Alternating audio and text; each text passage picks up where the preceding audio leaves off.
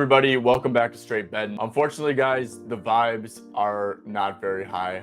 Had a very bad day yesterday. In fact, probably the worst of the season. Went to 0-3 on the YouTube videos, had a late ad, something that I talked about all day. The price went up a little bit, which probably wasn't a great sign, but I fell for the bait and I ended up going 0-4. Still having a great season. I mean, my record's 303 and 210. I'm still up 71.6 units with a 12.5% ROI, but it just doesn't matter in the moment right now. I seriously hate losing at betting so much. Like, I genuinely hate it. But at the same time, I know that I'm good. I know that we're going to bounce back in the long term, and it's just a small blimp in the road. So stick with me, fellas. I promise I don't completely suck at this stuff, even though you might be mad at me right now, and I'm mad at myself. So anyways, I'm just ready to move on to today. I got 2 plays for you guys today, and let's get into them. First play, fellas, we are fading Darius Garland. We're taking his under 24.5 points and rebounds, and actually there's the best price at FanDuel. That's at -114. That's better than the one I gave out. As you guys can see, Garland's been struggling. He's been under this line a ton recently. That's not the reason why I'm playing it though. So we're on the NBA website right now, and as you can see, the Spurs over the last 10 games are really not allowing any pull-ups whatsoever. They're up there with the 76ers, the Nets, the Jazz.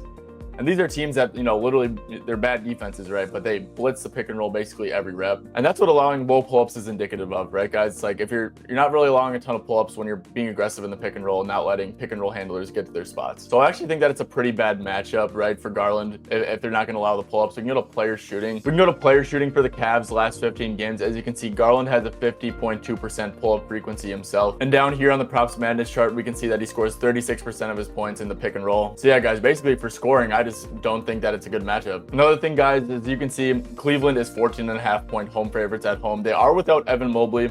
However, in the games that Mobley has missed since DeAndre Hunter has gotten here, DeAndre Hunter has just slotted into the starting lineup, and that's like a big difference than like a Dean Wade or an Isaac Okoro, right? DeAndre Hunter, yes, he's not going to get as much usage and shots as Evan Mobley, but it's going to be close on a per minute basis, right? Like the Dean Wade's, Isaac Okoro guys are guys who literally don't get any usage, don't shoot the ball whatsoever, basically.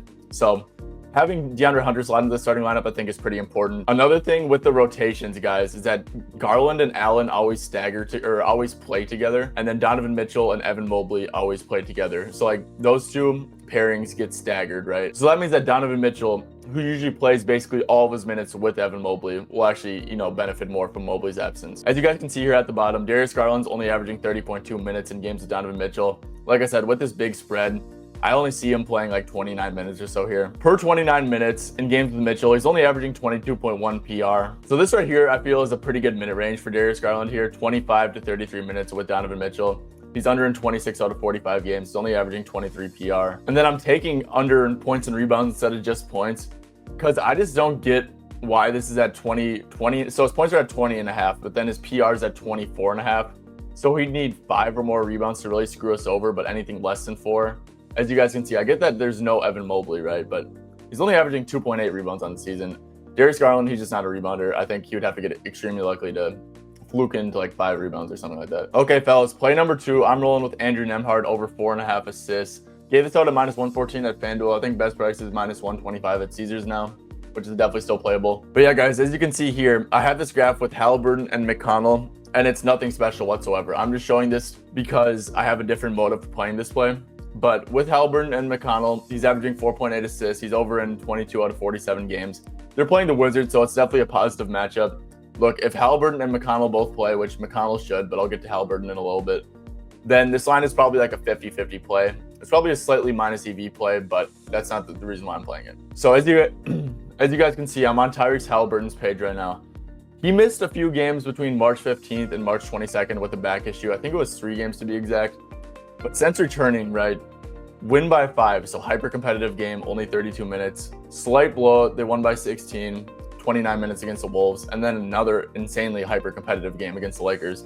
He only played 32 minutes. So guys, he is currently on a 32-minute rotation, and you know, that's just not normal for Halliburton. Usually it's like 36 or 38 minutes he's playing in these hyper competitive games, but they've clearly been limiting him because of the back issue that he was dealing with. So it's a back-to-back. They're playing the Wizards, a team who is not even trying to win games. they are showing us that they are being very cautious with Halliburton by limiting his minutes a little bit. So this is a great spot to rest Halliburton, and I think that the chances of Halliburton just not even suiting up here are very high. Going back to Nembhard, guys, without Halliburton and with 24 more minutes, because he had a game where he got ejected, he had like a weird massive blowout game in there too. I mean, he's averaging 8.6 assists, 9, 10, 12, 8, 4 assists against the Nets, which was a tough game because they were blitzing him basically every rep. But yeah, basically, guys, if Halliburton doesn't play, I would make this line 7.5. And look, I think it's like a 50-50 shot, maybe a little bit more than 50% chance that Halliburton doesn't play. I'll take this risk.